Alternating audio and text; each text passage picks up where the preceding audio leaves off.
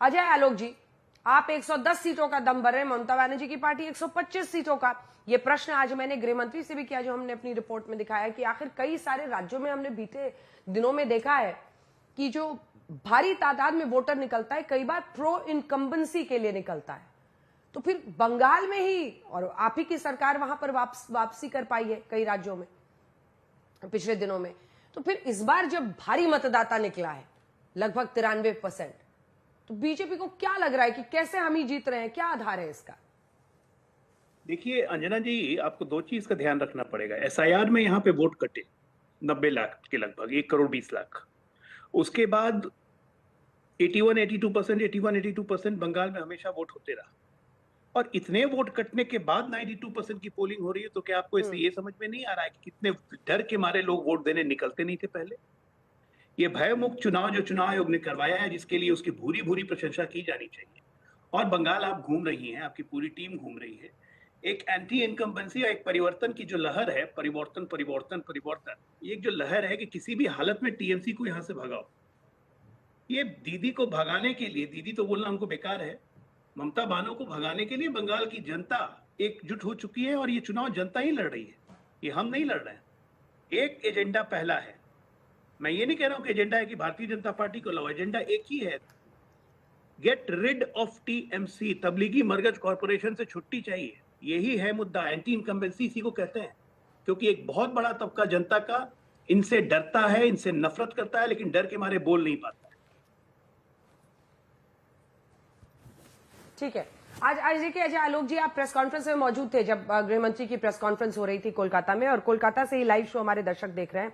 एक डेटा आपके सामने रखना चाहती हूं, 2 लाइन का एनालिसिस कीजिएगा। 2021 बंगाल चुनाव, जहां 80% से ज्यादा सीटों पर वोटिंग हुई थी, ये जो 152 सीटों पर हुई है ना, उसका डेटा मैंने निकाला है। ऐसी अनेकों सीटें हैं जिन पर पिछली बार भी 80% से ज्यादा वोटिंग हुई थी। पिछली बार का एवरेज वोटिंग टर्नआउट था 83.4%, अगर मुझे सही याद है। तो 2026 के पहले चरण की 152 सीटों में जहां पर इस बार वोटिंग हुई है, उसमें जानते हैं क्या स्कोर कार्ड था? जहां 80% से ज्यादा वोट पड़े थे पिछली बार भी, 75 टीएमसी, बीजेपी 45। ये क्या कहता है? जहां पर 80% मतलब मैक्सिमम वोट्स पड़े, उसमें भी ज्यादा कन्वर्जन तो टीएमसी का हुआ, तो इस बार बीजेपी का क्यों हो जाएगा? हम कहां कह रहे हैं कि हम जीत रहे थे पहले? आज को आपको गृह मंत्री ने साफ साफ कहा ना कि 5 बार से तो हम हार ही रहे। हम आज इस वक्त क्लेम इसलिए कर पा रहे हैं क्योंकि जमीन पे परिस्थितियां बदली हैं। जो वोटर वोट नहीं कर पाता था, बूथ पे नहीं जा सकता था, जिसके वोट और डाल दिए जाते थे, एक मुसलमान के घर में 20-20 हिंदुओं का वोट रखा जाता था, उसको पोल कर दिया जाता था मुस्लिम डेंस एरियाज में, वो सब प्रथा बंद हो गई। आज ओरिजिनल वोटर्स वोट बूथ पे निकल के गया है, वोट दे रहा है। आज ये सब बातें गृह मंत्री जी ने अपने प्रेस कॉन्फ्रेंस में कही हैं। और ये जो जमीन पे जो एंटी इनकम्बेंसी का माहौल है, जो ममता दी के खिलाफ इनकम्बेंसी का माहौल है, वो वोट में परिवर्तित होगा। हम तो इसी बात पे कह रहे हैं। और पिछले बार भी इस फेज में हमारी सीटें 59 ही थी, लेकिन 59 सीट हमने इसी फेज में जीती थी। और उसी के आधार पे हम कह रहे हैं, हमारे अपने जो कार्यकर्ता हैं, हमारे अपने जो वर्कर्स हैं, जो ग्राउंड पे लड़ रहे हैं, हमारे कैंडिडेट्स हैं, जितने फीडबैक आए हैं कि जैसे जैसे वोटिंग परसेंटेज बढ़ा है, ये वोटिंग परसेंटेज डर से निकल के भरोसे में परिवर्तित हुआ है और वो मतों में कन्वर्ट हुआ है। और निश्चित तौर पे यही चीज रंग दिखाएगी। ठीक, रिजू दत्ता। अंजना जी, पहली 2011 आजादी के बाद से बंगाल में सबसे ज्यादा वोटिंग हुई थी। एक सेकंड, सवाल सुनिए। 2011 में आजादी के बाद बंगाल में सबसे ज्यादा वोटिंग हुई थी, और उस समय का नंबर था 84.72%। तब वाम दलों को उखाड़ फेंकने में ममता बनर्जी कामयाब हुई थी और पश्चिम बंगाल में उन्होंने शासन शुरू किया था। इस तरह का रिकॉर्ड तोड़ वोटिंग माना जाता है कि वो यूजुअली जब इतना बड़ा मार्जिन हो, पिछली बार से लगभग 9-10% का, तो माना जाता है कि वो एंटी इनकम्बेंसी है। कई राज्यों में इसका प्रमाण है। और 2011 की बात आपसे पूछ रही हूं, बोले। अंजना जी, पहली बात, आपको कलकत्ता में स्वागत। दूसरी बात, आप संचालना कर रहे हैं। बीजेपी के प्रवक्ता ने 3 बार की एक महिला मुख्यमंत्री के खिलाफ जो शब्द यूज किए हैं, मैं उनकी कड़ी निंदा करता हूं। बट क्या करें, इनके नेता कभी दीदी कहते हैं, दूसरे नेता ए दीदी करते हैं, और अभी 2 रुपए के प्रवक्ता बोल रहे हैं ममता बानो। छिछोरापंथी खून में है तो वो सामने आएगा ही। पर मैं प्रतिवाद करता हूं ममता और बानो खुद इसकी सबको गुंडा बदमाश बुरी तरह बोलेगी से तो वो इसकी निंदा छिछोरापन करता नहीं हूं। है। अब मैं अपना जवाब देता हूं, इनको बोलिए बंद समझ रखने के नहीं लिए। अजय जी बीच में ठीक नहीं, है। अजय जी प्लीज, उन्होंने आपके बीच में नहीं बोला।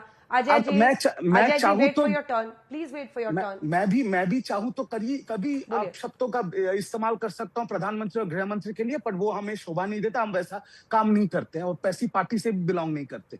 पर बात आप कर रहे हैं एंटी इनकम्बेंसी की और वोटर टर्नआउट्स की, तो मैं आपको आपके पास सारे डेटाज हैं अंजना जी। जब लास्ट टाइम SIR हुआ था केजी राव के टाइम पे, तब भी ऐसा भारी प्रचंड मतदान हुआ था और उसका पूरा फायदा मिला था लेफ्ट गवर्नमेंट को। तो हम हाई वोटर टर्नआउट मतलब हमेशा एंटी इनकम्बेंसी नहीं होता है। दूसरा स्टैटिस्टिक्स मैं आपको देता हूं, 2016 में 81% वोटर टर्नआउट हुआ था, तृणमूल कांग्रेस को मिला था 211 सीटें। 2021 में 83.4% वोटर टर्नआउट हुआ था, तृणमूल कांग्रेस को मिला था 215 सीटें। अभी 92% हुआ है, तो बाकी आप अंदाजा लगा लीजिए टीएमसी को कितना मिलेगा। ये जो वोट है, ये बंगाल का वोट है बीजेपी के खिलाफ। बंगाल का वोट है अपनी मातृभाषा को सुरक्षित रखने के लिए, अपनी मातृभाषा का सम्मान का वोट है, अपने इतिहास अपने संस्कृति को बचाने का वोट है। और मैं आपको इतना कह रहा हूं, पहला दफा हो गया है ये, तो चलो इस पहले फेज में बीजेपी का अगर आप देखेंगे पुराने वोट तो बीजेपी का इसमें ज्यादा महत्व था। दूसरा दफा तो हमारा बैटिंग ग्राउंड है। मैं आपको इतना बता रहा हूं, आज की सीटें डेट आई थी पे 152 हाँ, में से। मैं आपको इतना बता 77 देता उन्होंने हूं जीती कि थी, उससे 59 आई थी। मैं ठीक है, आपको ठीक है, ये मैं इंटरेस्टिंग आपको पॉइंट है। इस पर जल्दी से एक जवाब दीजिए रिजू दत्ता जो कह रहे हैं, क्योंकि पहला फेज तो फिर भी आपके लिए फेवरेबल था अजय आलोक जी, ये दूसरा फेज तो बहुत टफ है।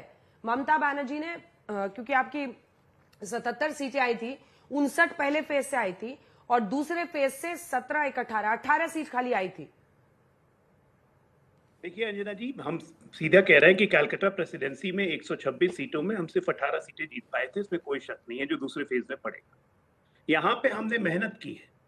इस कैलकाटा प्रेसिडेंसी ने आरजी कार देखा है, इस कैलकाटा प्रेसिडेंसी ने लॉ कॉलेज का रेप देखा है, इस आरजी कार ने महिलाओं के लिए मुख्यमंत्री के ये शब्द सुने हैं कि 7 बजे के बाद लड़कियां घर से बाहर क्यों निकलती। इस कैलकाटा प्रेसिडेंसी ने देखा है कि भद्रलोक को एक सांस्कृतिक बंगाल का बिल्कुल हर तरह से तुष्टीकरण कैसे किया गया है। इस कैलकाटा प्रेसिडेंसी ने जो एक भव्यता का प्रतीक होता था भारत के लिए, वो देखा कि तुष्टीकरण की राजनीति किस हद तक जा रही है। बंगाल के लोग हाईली इंटेलिजेंट और सोफिस्टिकेटेड होते हैं, जिन पे अपने निर्णय लेने की क्षमता होती है। ममता दीदी पे भरोसा उन्होंने किया, कोई शक नहीं है, लेकिन वो भरोसा अच्छा, एक सेकंड आपको टोक रही हूँ। अभिषेक बैनर्जी का पोस्ट पर मैं एक रिएक्शन चाहती हूँ। अभिषेक बैनर्जी लिख रहे हैं कि बीजेपी इज रैटल्ड, बीजेपी परेशान है, उनमें पैनिक छिड़ गया है उनके पूरे कैंप में। पहले फेज में हमने जबरदस्त सेंचुरी मारी है। बैनर्जी क्या कहते हैं क्या नहीं कहते हैं ये हम लोग भी सुनते हैं। कभी कोई कहता है कि मछली खाने नहीं देंगे, बीजेपी आ जाएगी तो मछली नहीं खाने देगी। कभी कोई कुछ कहते हैं। ये भी मुझे 2 कौड़ी का प्रवक्ता बोल रहे थे कि मेरी भाषा कैसी है। आपने मछली खाने वाला वीडियो बनाया कि नहीं? नहीं, वही तो कह रहा हूँ।